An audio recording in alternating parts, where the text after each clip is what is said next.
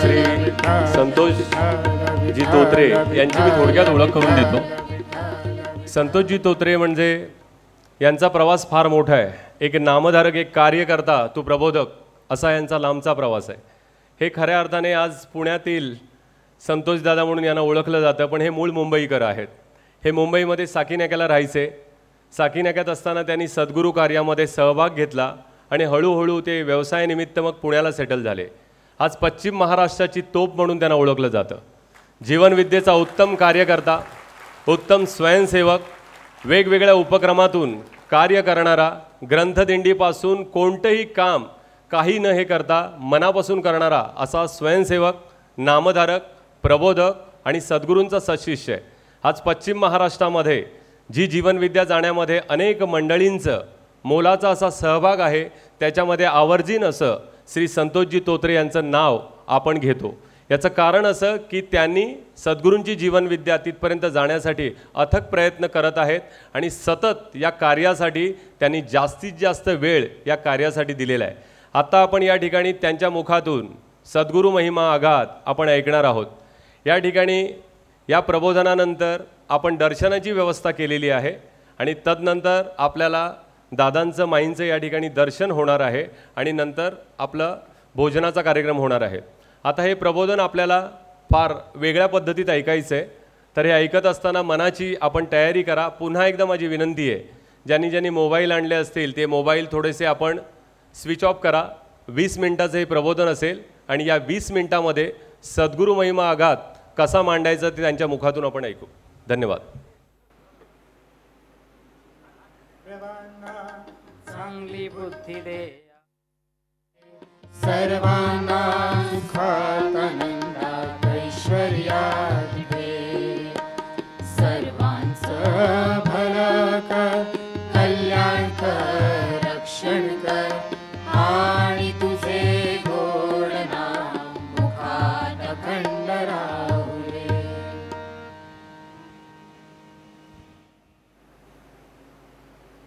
ज्ञानाचा राजा, अलौकिक युगपुरुष, विश्वसंत सद्गुरू पैमावली मातृतुल्य माई,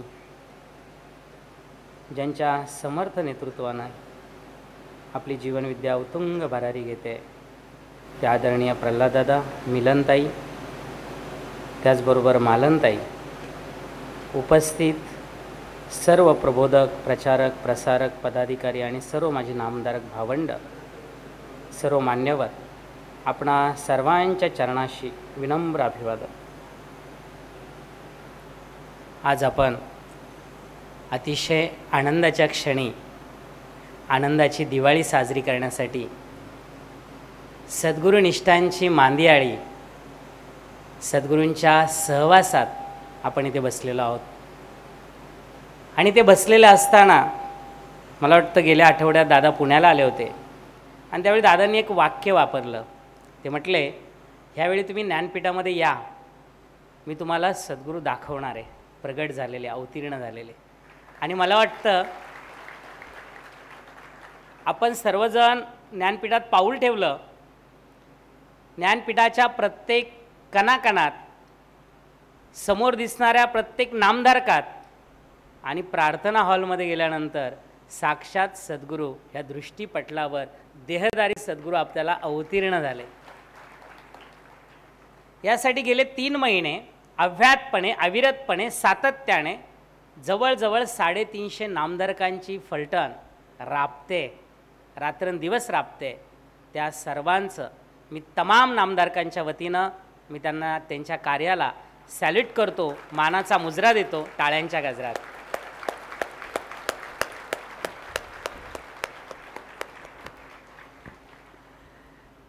दादा माईंच्या रूपानं आज सद्गुरू ते प्रगट आहेत.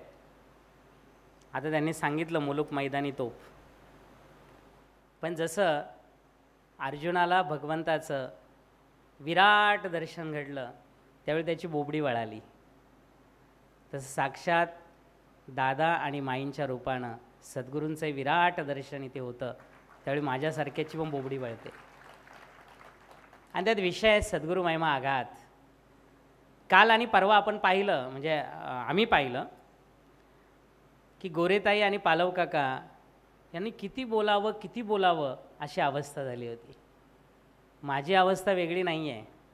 सद्गुरूंच्या आघात महिमेचं उदान आणि विचारांचं काहूर मनामध्ये. काय मांडावा हा प्रश्न आहे आणि काय सांगावा हा प्रश्न आहे.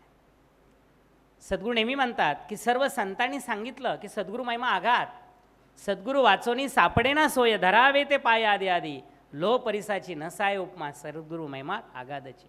आपणा सारिखे करीती तात्काळ, नाही काळ वेळ तया लागी, तुका म्हणे कैसे आंधळे जन, गेले विसरुनी खऱ्या देवा. कदाचित ते वाचताना ऐकताना असं वाटतं ही अतिशयोक्ती तर नसावी. नक्कीच वाटतं.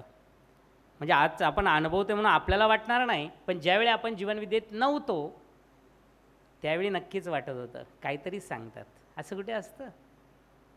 आपली तीच अवस्था असते की सद्गुरू नेहमी म्हणतात की अतिशयोक्ती नाही आहे, ही आहे वस्तुस्थिती. आणि वस्तुस्थिती कधी कळतं? आपण जीवनविद्येत येत गेलो, जीवनविद्येत टिकलो, रुजलो, मुरलो, किंवा आपल्याला कळतं अरे सद्गुरू जीवन सद्गुरू, त्या व्यतिरिक्त आपण आहे शून्य. शून्या व्यतिरिक्त आपल्याला किंमतच नाही. आणि सगळं पाहिलं की सद्गुरूंचं हे आघात असं, म्हणजे इकडे काय ज्ञानेश्वर महाराजांनी तर फार सुंदर वर्णन केलं आहे. गुरु हा संत कुळीचा राजा. काय वर्णन आहे! अरे जे संतांचं कुळ आहे त्या संतांच्या कुळात राजा जर कोण असेल तर आपल्याला लाभलेला आपला सद्गुरू हा त्या संत कुळीचा राजा आहे. प्रश्न पडला राजा म्हणजे काय हो? त्याचं उत्तर मिळालं अरे जो राज्य करतो तो राजा. आता राज्यच नाही तर उपयोग काय आहे? राजघराण्यातलं मंडळी, पण जो राजा आहे जो आपल्यावर राज्य करतो. मग थोडासा विचार केला, अरे आपण ज्यावेळी सद्गुरूंना शरण जातो त्यावेळी आपल्या संपूर्ण जीवनावर जर अधिराज्य कोणाचं असेल तर ते असतं आपल्या सद्गुरूंचं. सद्गुरू जीवन सद्गुरू. आणि म्हणून आपल्या संस्कृतीनं ह्या गुरुशिष्याचं नातं फार सुंदर प्रकारे वर्णन केलं आहे. गुरुशिष्य जेव्हा दिसतो ना त्यावेळी आपल्याला एकच दिसतं, सारथ्य करणारा भगवान श्रीकृष्ण आणि त्या रथात बसलेला अर्जुन. हे आमच्या भारतीय संस्कृतीनं गुरुशिष्याचं एक प्रतीक आम्हाला दिलं. आणि प्रतीक जर आपण बारकाईने पाहिलं तर आपल्या जीवनामध्ये आपण सारे अर्जुन तिथे उभे राहतो. काय गंमत आहे नाही? सद्गुरू एकच आहेत, नामधारक शिष्य कोट्यावधी आहेत.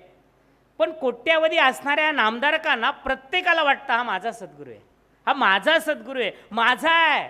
जशी बायको माझी आहे, नवरा माझा आहे, मुलं माझी आहेत, आईवडील माझे आहेत, संसार माझा आहे, धंदा माझा आहे, नोकरी माझी आहे, तसे हा सद्गुरू माझा आहे हे प्रत्येकाला वाटतं. काय गंमत आहे ना? कारण तो आपल्या जीवनाचा राजा आहे. काल 2 दिवस दादांनी फार सुंदर प्रकारे मार्गदर्शन केलं. सद्गुरूंनी काय करावं? एके ठिकाणी सद्गुरू म्हणतात का आगादे महिमा. सद्गुरूंनी ताट मांडलंय, स्वयंपाक केलाय, सर्व वाढलंय, आणि सद्गुरू घास पण भरवत आहेत. आणि आपल्याला काय ठेवलंय? फक्त चावायचं काम ठेवलंय. चावायला पण थोडंच ठेवलंय, म्हणजे अगदी चुरून कुस्करून बारीक केले, फक्त गिळायचं आहे. सद्गुरू म्हणतात आपलं काम तेवढंच आहे, गिळणं. विचार येतो अरे असं कसं असेल? आणि ज्यावेळी आपलं जीवन जगतो त्यावेळी कळतं अरे खरं तेवढंच काम आहे. सद्गुरूंनी काय करावं? जे जीवन म्हणून आपण जगतोय, ह्या प्रत्येक जीवनात आपण आलो एकटे, जाणार एकटे, पण ह्या सगळ्या जीवनामध्ये जर बारकाईने पाहिलं तर आपलं करिअर आहे, आपला संसार आहे, आपला उद्योग व्यवसाय, आपलं सगळं आहे. आणि या सगळ्याच्या मागे आपलं जीवन जगत असताना आपल्याला कोणतरी सांगतो तू डॉक्टर हो, इंजिनियर हो, हे हो ते हो. आम्ही त्या मार्गाने जातो. डॉक्टर गुरु मिळाला की डॉक्टर होतो, इंजिनियर गुरु मिळाला की इंजिनियर होतो, एखाद्या व्यावसायिकाचा गुरु मिळाला तो व्यवसाय आपण करतो, त्या मार्गाने आपण जातो. पण जे जीवन तू जन्माला का आलायस, ते जीवन कसं जगावं त्या जीवनाचा मार्ग दाखवणारा वाटाड्या, मार्गदर्शक तो मात्र कधीच मिळत नाही. आणि म्हणून हा मार्गदर्शक करणारा, जीवनाचं मार्गदर्शन करणारा, जीवनाचं म्हणजे फक्त ह्या जन्माचं नाही, जन्मोनजन्मी आम्ही जगत आलो आहे, अनंत जन्म जगत आलो आहे, अनंत जन्म जगत राहणार. आणि हा जीवनाचा जो अमर प्रवास आहे त्या अमर प्रवासाचा वाटाड्या, मार्गदर्शक कधी न मिळणारा, तो ज्या जन्मात आपल्याला मिळतो तो जन्म मला वाटतं ह्या अनंत जन्मांमधला सगळ्यात श्रेष्ठ जन्म असतो आणि तो जन्म तुम्ही आम्ही आज उपभोगतोय. आजपर्यंत जीवन चाललं आहे. सद्गुरू नेहमी सांगतात पाप आणि पुण्याचा हिशोब चुकता करणं म्हणजे जीवन. अरे मागे केले ते आता भोगतोय, आज करणार ते उद्या भोगणार, हे चालू आहे. तुकाराम महाराज एका वाक्यात सांगतात किती वेळा जन्मा यावे किती व्हावे फजित, ही फटफजिती चालू आहे. पण ज्या जन्मात ह्या मार्गाचा वाटाड्या आपल्याला मिळतो आणि तो मार्गच बदलून टाकतो, तो मार्गच उफराटा करून टाकतो, दादांच्या भाषेत उफराटा मार्ग करून टाकतो. आणि त्यावेळी तुम्ही जिथे उभे असाल 2 पावलं चाला, 3 पावलं चाला, 4 पावलं चाला, पण मार्ग मात्र मिळाला. आणि हा मार्ग आपल्याला ज्या जन्मात मिळाला तो तुमच्या आमच्या सर्वांचा श्रेष्ठ जन्म असेल तर आपण सद्गुरू श्री पै माऊलींचे शिष्य आहोत.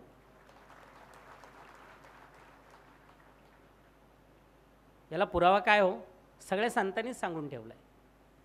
मी ज्या ज्यावेळी संतांचे अभंग वाचायचा प्रयत्न करतो, साहित्य वाचायचा प्रयत्न करतो, संत ज्ञानदेवांपासून तर आजतागायत तुकोबरायांपर्यंत ज्या भागवत धर्माची पताका मंदिर ज्याने उभारलं त्या प्रत्येक संतानं त्यांच्या प्रत्येक साहित्यात अभंगात कुठे ना कुठे एक शब्द आवर्जून वापरला आहे. आवर्जून प्रत्येक संतानं वापरला आहे. प्रत्येक संतानं. असा कुठलाच मराठी संत नाही की त्याच्या वाङ्मयात तो शब्द नाही आहे. आणि तो शब्द आहे पै. पै पै. विचार करता करता थोडंसं आठवतं, वाटतं कदाचित त्या सगळ्या संतांना एक अवतार घ्यायचा होता आणि तो अवतार चिरंतर असावा, जोपर्यंत पृथ्वी आहे, जोपर्यंत सूर्य आहे, जोपर्यंत चंद्र आहे तोपर्यंत असावा असं त्यांना वाटत होतं. पण त्यावेळचा काळ, त्यावेळची परिस्थिती त्यांनी ज्ञानेश्वरीच्या रूपाने ज्ञानेश्वरीच सांगितली. याच्या पलीकडचे ज्ञानेश्वर आपल्याकडे आले नाहीत. तुकोबरायांनी गाथा सांगितली, ती गाथा बुडवली. जे काही अभंग उद्योगत होते ते लिहिले गेले, तेवढेच अभंग आपल्यापर्यंत आले. पण याच्या पलीकडचे तुकोबराय आले नाही, एकनाथ महाराज आले नाही, समर्थ रामदास स्वामी आले नाहीत. पण त्या सगळ्यांना एक ध्यास होता, अरे एक युग असं येणार आहे की त्या युगामध्ये आपला अवतार असा होणार आहे की त्या अवताराने ते ज्ञान येणाऱ्या प्रत्येक युगात जन्माला येणाऱ्या प्रत्येक माणसाला कायमस्वरूपी चिरकाळ टिकणार आहे. आणि तो अवतार आपला असणार आहे आणि तो म्हणजे सद्गुरू पै वामन अवतार. आणि तो त्यांनी धारण केला. आणि आज बघा ना, सद्गुरूंचे सगळीच्या सगळी प्रबोधनं आज रेकॉर्डेड आहे. सद्गुरू आजही आपण पाहू शकतो कसे दिसत होतात. ज्ञानेश्वर माऊली माहीत नाही आहे, तुकाराम महाराज नाही माहीत आहे. सद्गुरूंना येणारा प्रत्येक माणूस पाहू शकतो, अनुभवू शकतो, ते ज्ञान घेऊ शकतो. एकदा सहज परिस्पर्शी क्रांतीची 50 वर्षाचा कार्यक्रम भव्य आणि दिव्य आपण मुंबईला घेतला होता. आणि त्या प्रचार प्रसाराला मी मुंबईला आलो आणि आपल्या बोरवलीच्या ऑफिसमध्ये आमचा मुक्काम होता. शुक्रवारी सद्गुरू आले, दर्शन झालं, सद्गुरू घरी चालले. आता कोणतरी सद्गुरूंना नेहमी बरोबर असं वाटतं, ते कोणच नव्हतं. मी तिथे उभा होतो, मला म्हटले चल बरोबर. गाडीमध्ये सद्गुरू आणि मी, आम्ही दोघेच. चर्चा सुरू झाली. ते चर्चा काही वेगवेगळ्या ॲने होती, पण त्यात एक वाक्य मला, आम्ही सद्गुरूंना सहज बोललो. म्हटलं सद्गुरू, तुम्ही आहे ना पुढच्या संतांना काही कामच ठेवलं नाही. आजपर्यंत संतांची भाषा समजवण्यासाठी दुसऱ्या संताला जन्म घ्यावा लागायचा, तिसऱ्या संताला जन्म घ्यावा लागायचा. पण तुम्ही असं काही ज्ञान दिलंय, समग्र ज्ञान दिलंय, धर्म, संस्कृती, पाप पुण्य, अरे काय काय सगळे विषय, पुनर्जन्म, सगळे विषय तुम्ही एवढे भरभरून दिलेत की पुढच्या संतांना एकच काम आहे की तुमचं ज्ञान लोकांना सांगणं, याच्या पलीकडे कामच ठेवलेलं नाही आहे. आणि दिसतं सद्गुरूंनी परिपूर्ण ज्ञान आपल्याला दिलं आणि अशा सद्गुरूंचे आपण शिष्य आहोत. किती मोठं भाग्य आहे, किती मोठं भाग्य आहे. सद्गुरूंनी किती द्यावं. एके ठिकाणी ज्ञानेश्वर माऊली म्हणते, मज हृदयी सद्गुरू जेने तारिलो हा संसारपूर. संसारपूर काय शब्द आहेत.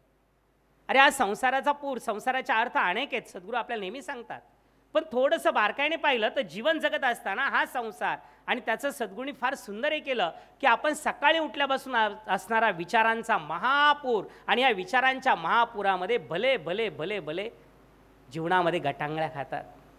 या महापुरातून वाचवणं, संसारातून वाचवणं, तारणं, हे काम सद्गुरू करतात. संसारात तारण्यासाठी आणि परमार्थात तारण्यासाठी, भवसागरात तारण्यासाठी दोन्ही अँगलने त्याने मार्गदर्शन केलं आहे. आणि या दोन्ही अंगाने मार्गदर्शन करत असताना परमार्थात विवेक आणि संसारात शहाणपण, काय अलौकिक शोध आहे.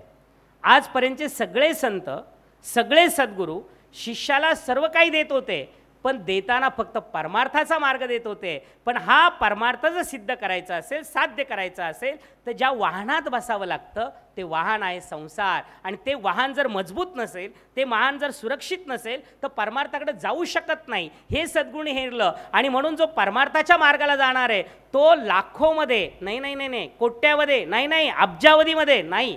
सद्गुरूंच्या भाषेत सांगायचं तर 0.0001 असतो. तो कसाही जातो, त्याला सद्गुरू मिळतात, नाही मिळाले तरी जातो.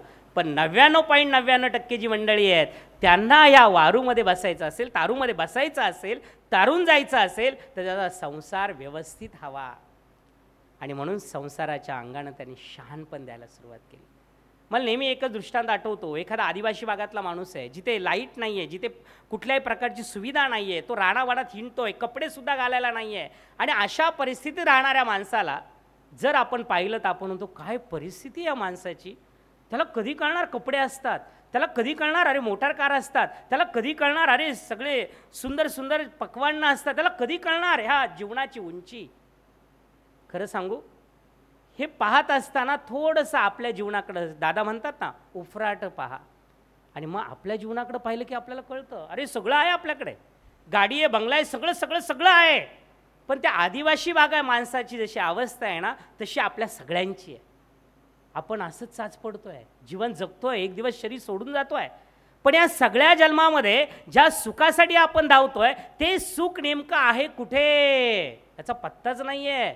आणि ते सुख नेमकं आहे कुठे हे नुसते सांगत नाहीत, तर स्वतः आपलं बोट धरून त्या मार्गाने आपल्याला घेऊन जातात. त्यांना म्हणतात सद्गुरू. आणि ते सद्गुरू तुम्हा आम्हाला लाभले. काय चमत्कार आहे. सद्गुरूंनी कामगार भागात सुरुवात केली. फाटके तुटके संसार, नोकरी नाही आहे, राहायला घर नाही आहे. आज खेडोपाड्याची अवस्था पाहिली, शेतकरी आत्महत्या करतायत, या सगळ्या परिस्थितीत आपण पाहिलं. अशा परिस्थितीत तुम्ही आम्ही जन्माला आलो.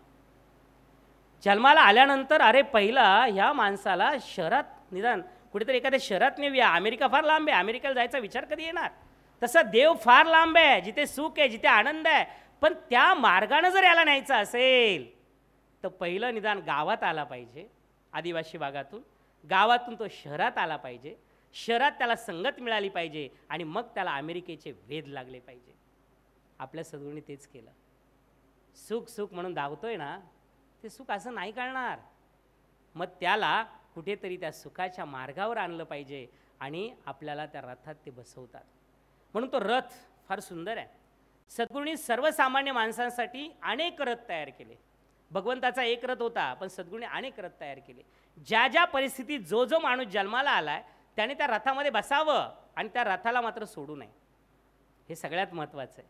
आपण जर बारकाईने पाहिलं तर एक महाभारतात सांगितलं जातं की अर्जुनाचा रथ हा भगवंत चालवत होता आणि शेवटी ज्यावेळी युद्ध संपलं त्यावेळी भगवंत अर्जुनाला म्हणतात अरे अर्जुना तू उतर. तो अर्जुन म्हणतो नाही भगवंता तू उतर, तू पहिला मी नंतर. नाही रे बाबा, तू पहिला खाली उतर. आणि ज्यावेळी तो अर्जुन खाली उतरतो आणि उतरल्यानंतर त्याला कळतं की भगवंत खाली उतरला रे उतरला की तो सगळा रथ भस्मसात होतो, भस्मसात होतो.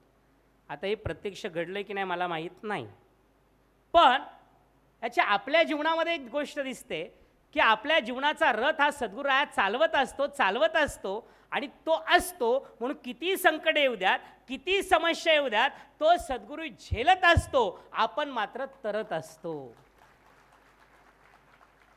अहो समोरून येणार एखादं वादळ दिसावं, ते चक्रीवादळ आहे, समोर येतं येतं येते, आपण गांगरून जातो, घाबरतो, डोळे बंद करतो आणि डोळे बंद केल्यानंतर आत्ता आपल्याला लागेल लागेल लागेल म्हणता डोळे उघडतो तर काहीच नसतं.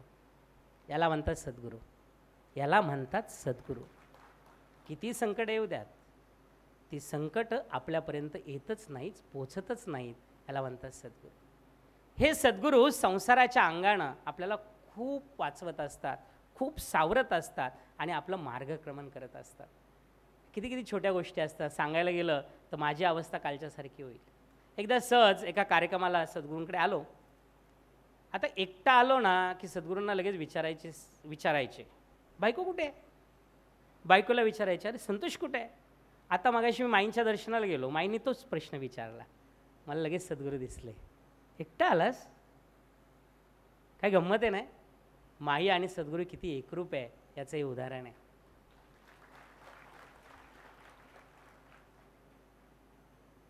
म्हटलं सद्गुरू इंटरव्ह्यू द्यायला गेली आहे, नुकतीच MCS झाली आहे, इंटरव्ह्यू द्यायला गेली आहे. त्या गर्दीमध्ये दर्शन चालू होतं, सद्गुरूने मला बाजूला घेतलं, प्रायव्हेटमध्ये इंटरव्ह्यू द्यायला लावू नकोस, गव्हर्नमेंट असतं, गव्हर्नमेंटची नोकरी असेल तरच दे. सद्गुरू बोलले. मी म्हटलं सांगतो बायकोला. बघ गंमत बघा, सद्गुरू बोलले.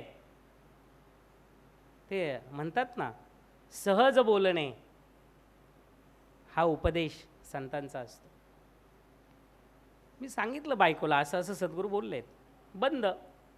तुम्हाला आश्चर्य वाटेल, 3 महिन्यामध्ये DRDOचे कॉल निघाले, हिला तिथे बोलवण्यात आलं. 3000मध्ये 3000 विद्यार्थी होते, त्यात 3च घ्यायचे होते, 3च, आणि 3मध्ये ही पहिली आली. असिस्टंट टेक्निकल ऑफिसर म्हणून नियुक्ती झाली. एकदा सद्गुरूंना मुंबईला यायचं होतं, आणि मुंबईला येताना पुण्यातून येताना सद्गुरू काय करायचे, पहाटेचा वेळ निवडायचे. का पहाटे खूप बरं पटकन जातो ना, ट्रॅफिक सुरू व्हायच्या अगोदर मुंबईत. तर आम्हाला सांगितलं 5 वाजता तुम्ही घरी या मला न्यायला. आम्ही 4 वाजताच दाराच्या बाहेर हजर. पण सद्गुरू 4 वाजता उठले होते, प्राणायाम वगैरे करत होते, आम्ही त्या फटीतून बघत होतो. पण 5 वाजता सांगितले ना, आपण अगोदर कसं जाणार. 5 वाजता आम्ही दरवाजा उघडला, आत गेलो. सद्गुरूंनी पाहिलं, नमस्कार केला, आणि मला म्हटलं, अरे तुझ्या बायकोला पुढचं प्रमोशन कुठलं रे मिळणार. आता मला काय संबंध पहाटे 5 वाजता कुठलं प्रमोशन मिळणार आहे. मी जरा गांगरलो, काही उत्तर देणंच मला देतच नाही आलं पुढचं काय प्रमोशन असतं. आश्चर्य वाटेल, त्या येणाऱ्या 3-5 महिन्यामध्ये अशी काही कलाटण्या घडल्या, 3-4 प्रमोशनं मर्ज झाली, आणि ती टेक्निकल ऑफिसर म्हणून क्लास 2चे पोस्टवरती प्रमोशन झालं आपोआप. माहीतच नाही काय झालं, कसं झालं माहीत नाही. हे काय सांगायचं आहे. आज ती क्लास 1 ऑफिसर होत आहे. हे सगळं जे दिलं आहे ना, हा सद्गुरूंचा महाप्रसाद आहे. काय द्यावे त्यासी व्हावे उतराई, ठेविता या पायी जीव थोडा. प्रत्येक शिष्यानं आपल्या जीवनामध्ये संसार व्यवस्थित होत असताना सद्गुरूंनी साधना दिल्या. ह्या रथामध्ये फक्त बसा, बसलं की आपण पुढे जाणार. पण बरीचशी लोक त्या रथामध्ये बसतात आणि उतरतात. बरे रथ किती आहेत, ज्याला पाहिजे तसं आहेत. बघा ना, मुंबईवरून पुण्यावरून मुंबईला यायचं असेल तर बरेच मार्ग आहेत. म्हणजे तुम्ही पॅसेंजरने येऊ शकता, एक्सप्रेसने येऊ शकता, ओलोने येऊ शकता, अगदी स्वतःच्या लक्झरियस कारमध्ये येऊ शकता, त्याच्याही पलीकडे विमानाने पण येऊ शकता. हे सगळे रथ सद्गुरूंनी दिले, आणि त्याचं सारथ्य मात्र सद्गुरू करतात. काय चमत्कार. कुठल्याही रथात बसा, पॅसेंजरमध्ये बसा, थोडा उशीर लागेल, का पॅसेंजर प्रत्येक स्टेशनवर थांबते हो. ते रथ दिले ना सद्गुरू, दर 2-3 महिन्याला, नाही नंतर तर दर महिन्याला एक पॅसेंजर घेऊन यायचे. आज बोरवलीला कार्यक्रम, पुढच्या महिन्यात कांदवलीला, भांडुपला मोठ्या मोठ्या पॅसेंजर, बरीच लोक यायची, गर्दी व्हायची.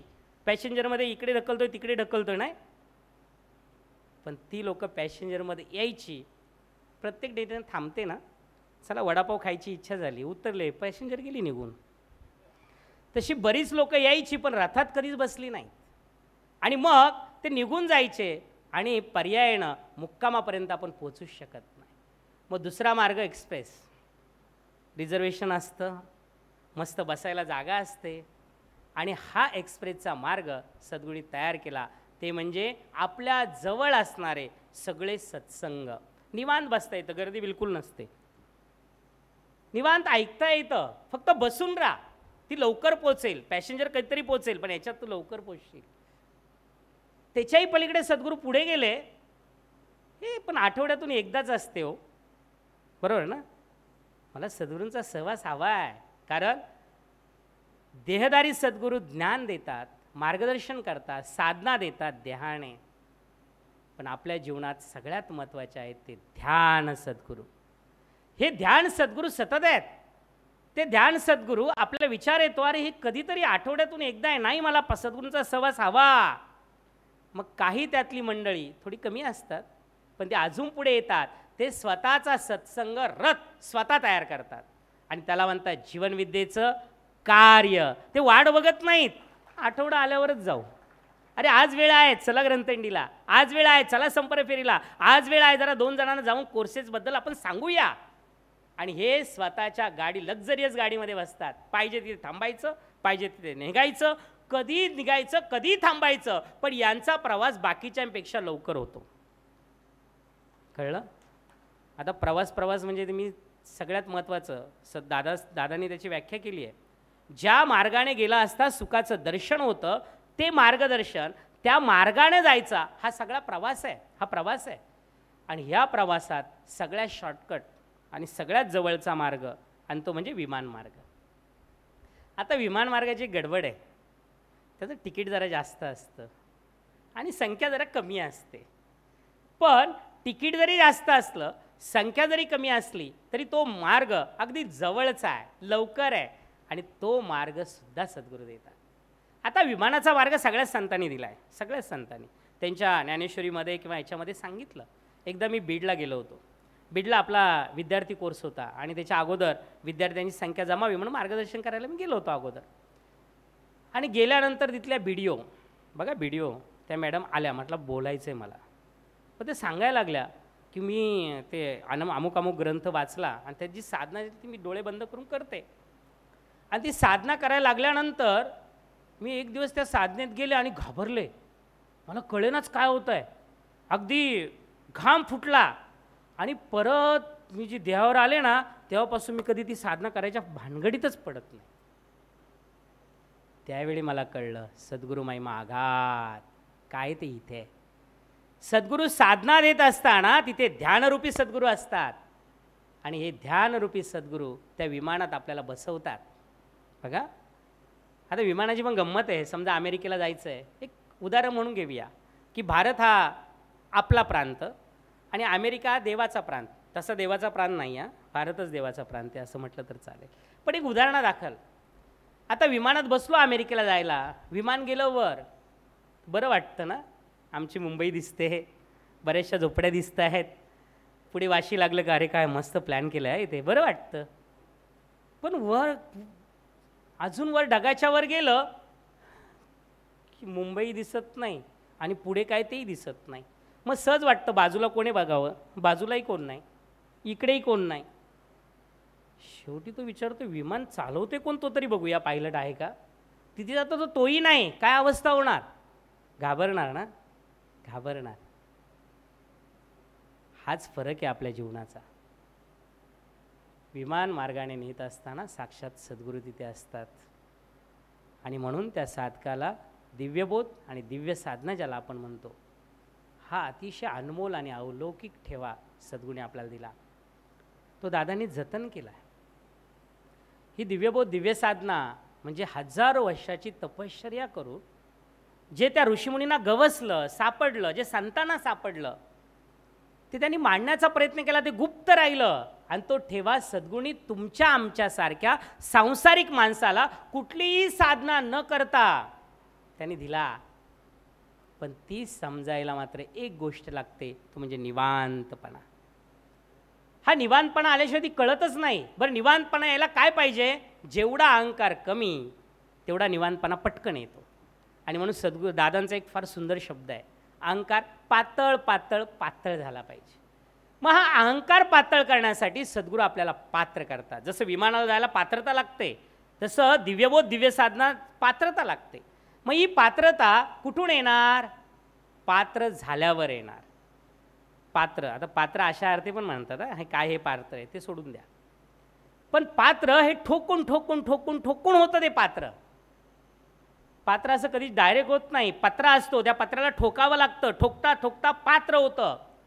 सद्गुरूने हेच काम केलं. अरे दिव्यबोध दिव्य साधना किती सांगितली तरी ती वायाला जाणार आहे, वायाला जाणार आहे. मग तो शिष्य माझा पात्र झाला पाहिजे.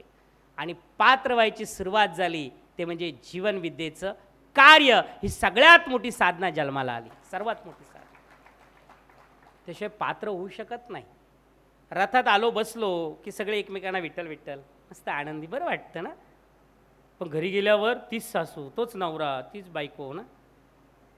तिथे मात्र आपलं रूप बदलतं.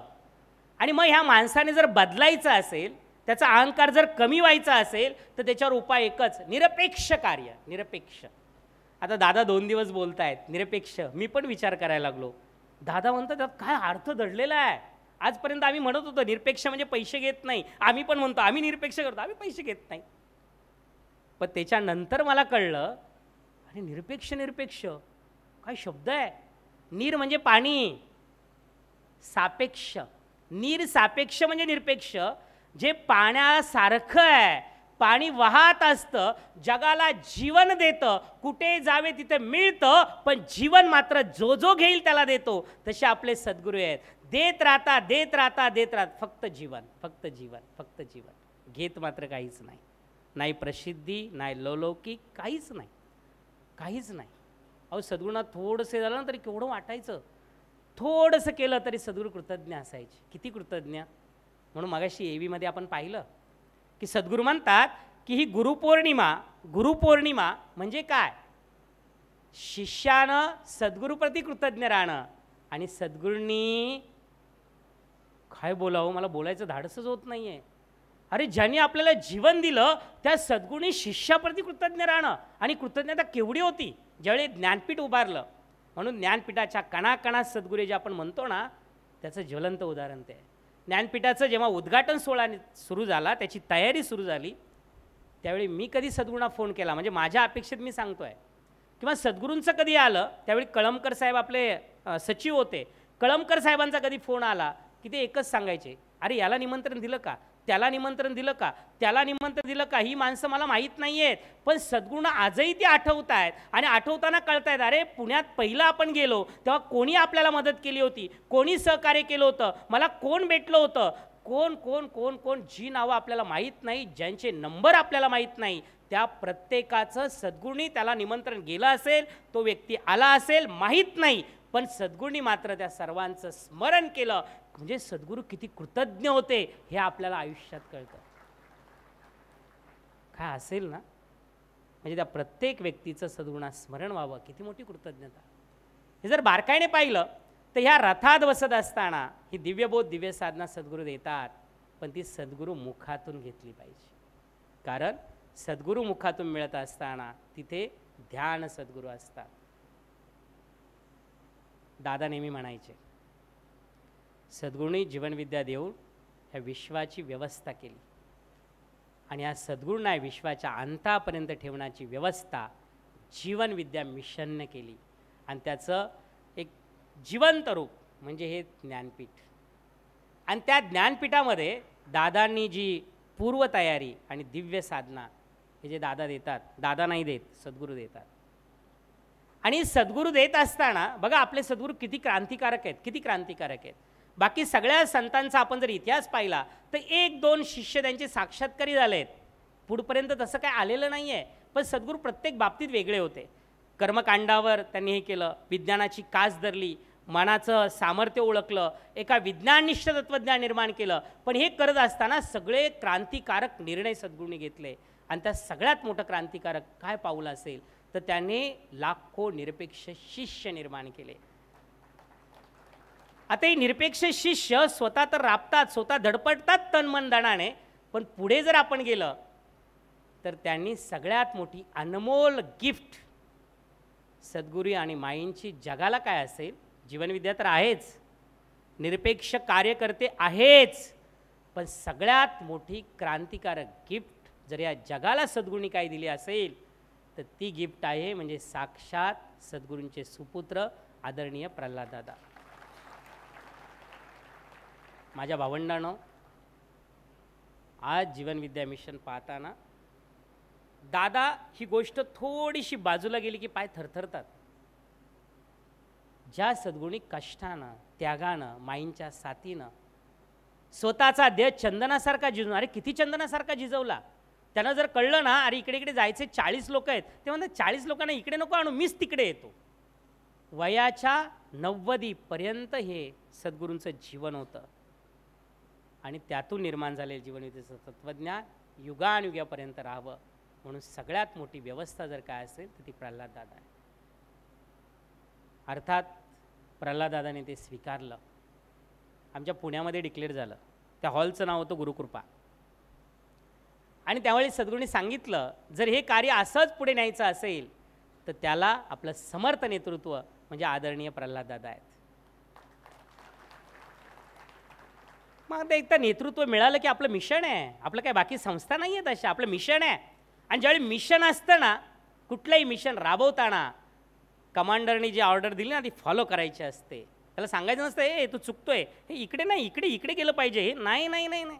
मिलिटरीमध्ये बघा, त्याने ऑर्डर दिली रे दिली, आम्हाला माहीत नाही, आपण फक्त चालणार, फक्त चालणार. आपल्या नेतृत्वाने ज्यावेळी आपल्याला एखादा आदेश दिला तर आपण त्याच्या मागे चालणं हे आपलं कर्तव्य आहे. तरच खऱ्या अर्थानं एका दिशेने एकतेनं हे कार्य समर्थपणे पुढे जाईल आणि हे जग सुखी आहे सद्गुरूंचं स्वप्न प्रल्हाद दादा याची देई याची डोळा पूर्ण करतील याची आम्हा सगळ्या नामधारकांना, सर्व नामधारकांना खात्री आहे. आणि असं मी दादांना ग्वाही देतो.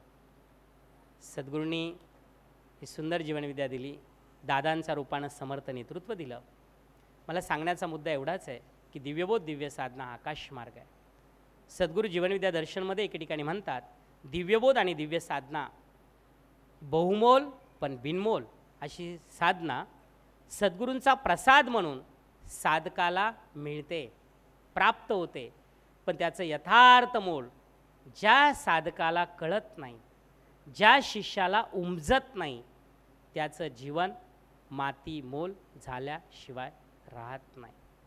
माझ्या भावंडांनो, सद्गुरूंच्या सगळ्या याच्यामध्ये सद्गुरूंनी सतत शिष्याची जोपासना केली आहे. सुवर्णमय जीवन बनवलं आहे, पण बनवत असताना एक सावधानतेचा इशारा दिला आहे की आपलं जीवन मातीमोल झाल्याशिवाय राहत नाही. सद्गुरूंची दिव्यबोध दिव्य साधना दादांनी जतन केली आहे.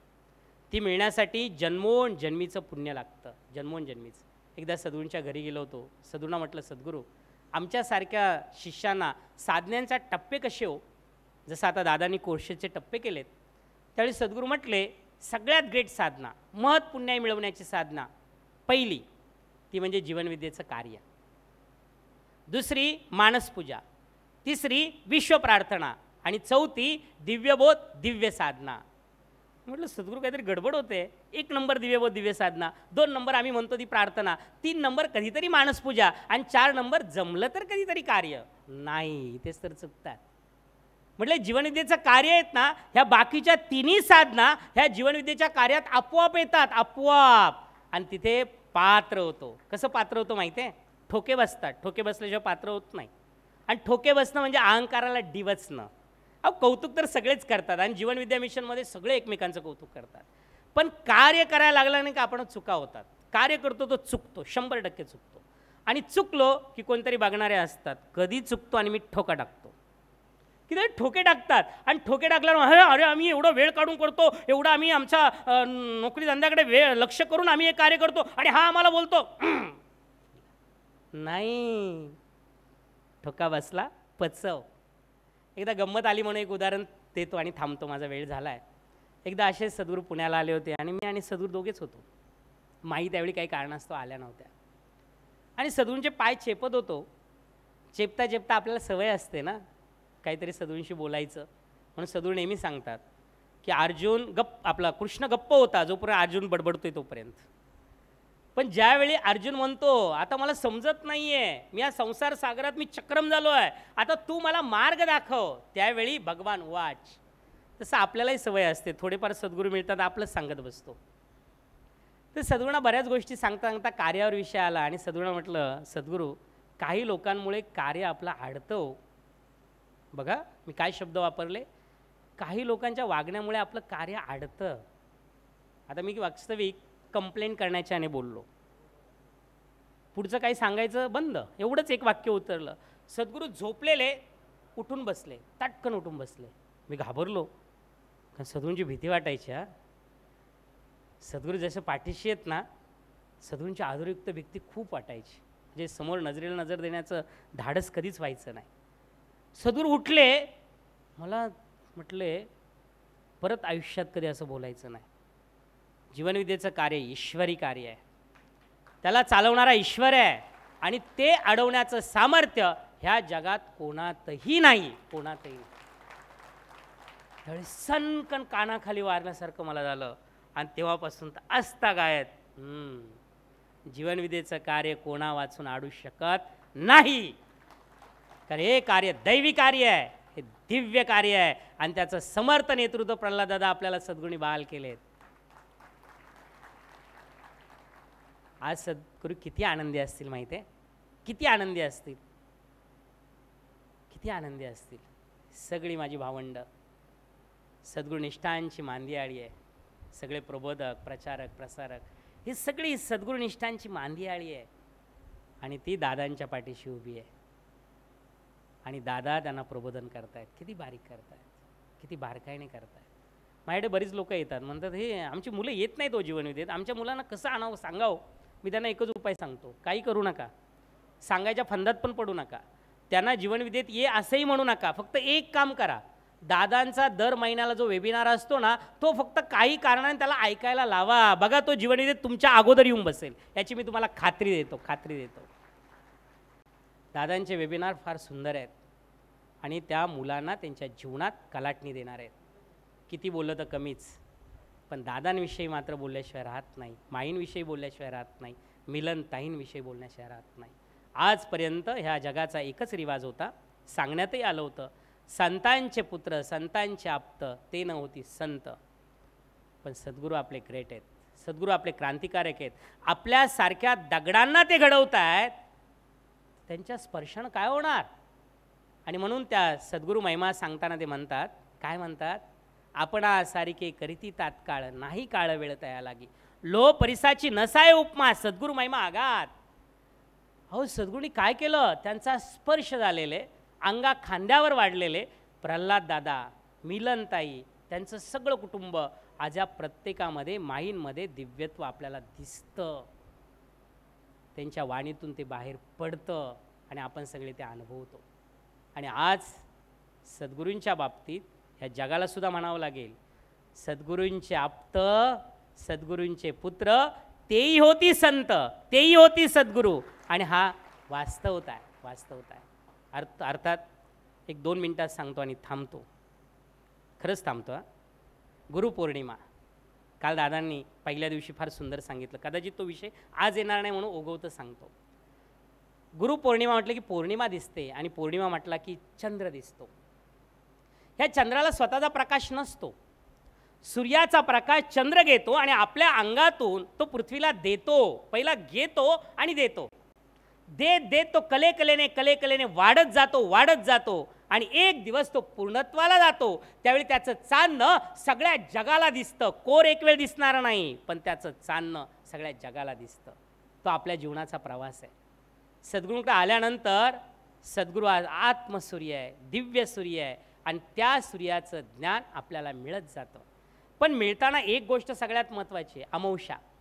अमावस्येला चंद्र असतो पण जगाला दिसत नाही. तसं आपण पण जन्माला आलोय असतो पण कोणालाच दिसत नाही. कोणाला म्हणजे काय, घरच्यांना पण दिसत नाही. मग सून म्हणते मी एवढं उपास आहे तरी या सासूला किंमतच नाही, कारण तिला दिसतच नाही. नवरा म्हणतो मी एवढं करतो पण ह्या बायकोला यांना किंमत नाही, कारण दिसतच नाही. आपण कुठे दिसतो, म्हणून मला वाटतं मला सन्मान द्यावा, मला हे करा, प्रत्येकाला वाटतं, कारण आपण दिसत नसतो. मग कधी दिसायला लागतो, सद्गुरूंचं ज्ञान घेतलं, त्याला दादानी शब्द वापरलाय, मार्गदर्शनाचं दर्शन घेतलं. नुसतं दर्शन घेऊ नका, मार्गदर्शन स्वीकारा. म्हणजे दर्शन घेतलं, स्वीकारलं, आपल्या अंगातून जेव्हा ते बाहेर पडतं, म्हणजे चंद्राने केलं प्रदर्शन, तसं दादा म्हणतात आपल्या आचरणातून त्यावेळी जीवनविद्या बाहेर पडते, तेव्हा आपण दिसायला लागतो. सासूला आता दिसायला लागतं, अरे सून काहीतरी बदलली, काहीतरी गडबड आहे. नवरा दिसायला लागतो, बायको दिसायला लागते, जग आपल्याला पण दिसायला लागतं आणि इतरांना पण दिसायला लागतं, शेजाऱ्यांना दिसायला लागतं, अरे हा काहीतरी माणूस वेगळा आहे. का वेगळा आहे? अरे तो सद्गुरू वामनराव पैंचा शिष्य आहे. आपण दिसायला लागतो कारण आचरणातून ती जीवनविद्या बाहेर पडायला लागते. त्याला दादानी शब्द वापरले प्रदर्शन. आणि हे प्रदर्शन होत होत होत आपल्याला कळायला लागतं. कार्यात पहिलं वाटतं आपलं कौतुक व्हावं, हळूहळू वाटतं अरे मी जेवढं केलं आहे ना त्याच्या सहस्रपट मला मिळालं आहे, मी जेवढं केलं आहे ना त्याच्या सहस्रपट मला मिळालं आहे. आणि मग कळायला लागतं अरे करायला मिळतं हे आपलं भाग्य आहे, हे करायला मिळतं हे आपलं भाग्य आहे, मला कोणी सांगायची गरज नाही, मी पहिली उडी मारणार. आणि तो शिष्य हळूहळू सरकत जातो आणि परिपूर्णतेला जातो. आणि त्यावेळी त्याचा पूर्ण प्रकाश दादांसारखा सगळ्या जगाला दिसतो दिसतो दिसतो. आणि हीच असते गुरुपौर्णिमा. अशी गुरुपौर्णिमा आपल्या सगळ्यांच्या भाग्यानं सगळ्यांच्या जीवनात साकार होईल अशी सद्गुरूंची प्रार्थना करतो. सद्गुरूंचे सगळे ग्रंथ आगाध आहेत, पण मला जो वाटतो ना सगळ्यात अफलातून जगात क्रांती करणारा ग्रंथ जर कुठला असेल तर तो आहे अंधार अंधश्रद्धेचा प्रकाश जीवनविद्येचा. ते म्हणाल का हो? याचं कारण आहे की बऱ्याचशा सुशिक्षित माणसांना वाटतं आपल्याकडे काही अंधश्रद्धा नाही आहेत, पण त्यांच्या ज्या अंधश्रद्धा आहेत ना त्याच्यावर उपाय आहेत. त्या पुनर्जन्माबद्दल, साक्षात्काराबद्दल, परमेश्वराबद्दल, मानवी देहाबद्दल, 4 पुरुषार्थांबद्दल ह्या प्रत्येकाच्या ठिकाणी अंधश्रद्धा आहेत आणि त्या दूर करण्याचं सामर्थ्य प्रकाश जीवनविद्येचा देऊन सद्गुरूंनी केलेलं आहे. माझ्या भावंडांनो, ह्या गुरुपौर्णिमेच्या निमित्तानं जर आपल्याला समाजात काही करायचं असेल, द्यायचं असेल तर हा ग्रंथ तुम्ही तर घ्याच. तुमच्याकडे आहे मला माहिती आहे, पण ह्या गुरुपौर्णिमेच्या निमित्तानं कमीत कमी मी 10 ग्रंथ घेईल आणि ते समाजाला कुठेतरी मी देईल, कोणाला तरी देईल. हा आपण प्रयत्न करूया. आणि हीच खऱ्या अर्थाने या गुरुपौर्णिमेची मला तुम्हाला सगळ्यांना वाटतं की हा ग्रंथ आपण जरूर घ्यावा. सद्गुरूं माईंच्या स्वाक्षरी केलेला म्हणजे सही केलेला एक सेट आहे 200 रुपयाचा, तो पण आपण जरूर घ्यावा. माईंनी तिचा आशीर्वाद आपल्याला दिलेला आहे. म्हणून काल बाळा सिरसाटांनी फार सुंदर सांगितलं, माईंची सही ही आपल्या जीवनाला आहे सुखाची ग्वाही. आणि ही सुखाची ग्वाही हा 200 रुपयाचा सेट आपण जरूर घ्यावा अशी विनंती करतो. आणि आज सद्गुरूंना काय वाटत असेल त्याचं एका गीतात आपण वर्णन करून आजच्या या प्रबोधनाला मी इथेच विराम देतो. भूषणदादांना विनंती करतो आहे की त्यांनी ती 2 कडवी सादर करावी की आज सद्गुरू दादांकडे बघून, तुमच्या आमच्याकडे बघून काय म्हणत असतील, काय त्यांना वाटत असेल. आणि म्हणून आज सद्गुरू महिमा आगाध आहे त्याचं हे वर्णन ह्या गीतातून आपण करूयात.